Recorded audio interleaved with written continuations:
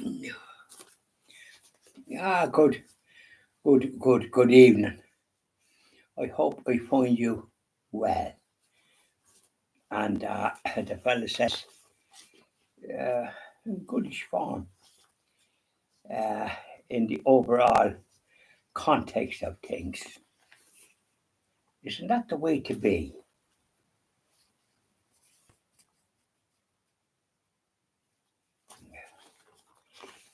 Let's have a gawk.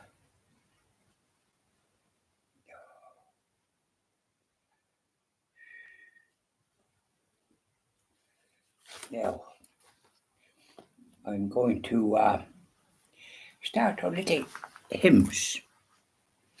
Sit back and join in, perhaps. Sweetheart of Jesus, fount of love and mercy, today we come thy blessing to implore. Oh, touch our hearts, so cold and so ungrateful, and make us love thee more and more each day. Sweetheart of Jesus, we implore. Oh, make us love thee more and more. Sweetheart of Jesus, make us pure and gentle, and teach us how to do thy blessed will, to follow close the print of thy dear footsteps. And when we fall, sweetheart, oh, love us still. Sweetheart of Jesus, we implore. Oh, make us love thee more and more. Isn't that lovely? Up you go, my Saviour. Now, diddly doy doy doy. I think we do this one again. We like it. Faith of our fathers living still, in spite of dungeon, fire, and sword. Oh, how our hearts beat high with joy whene'er we hear that glorious word. Faith of our fathers, holy faith, we will be true to thee till death. We will be true to thee till death. Faith of our fathers, Mary's prayers shall win our country back to thee.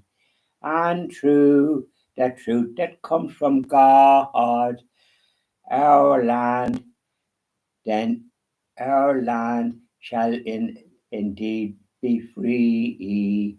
Faith of our fathers, holy faith, we will be true to thee till death.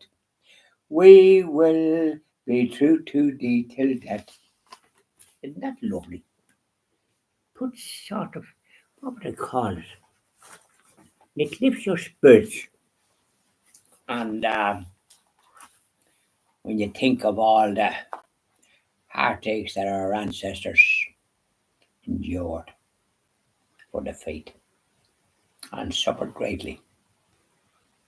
More power to your elbows, thou good and faithful servant. There's all up in heaven, all the angels and saints.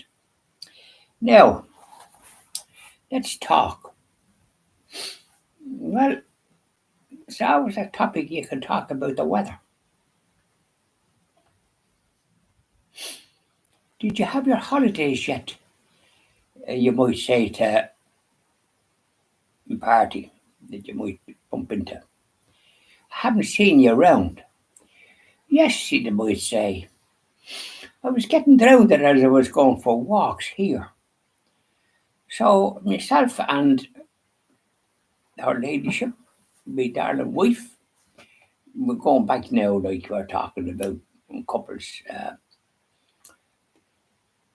And so we took off because we were frizz and we wanted to go and get a bit of nice weather and a bit of sun, vitamin D.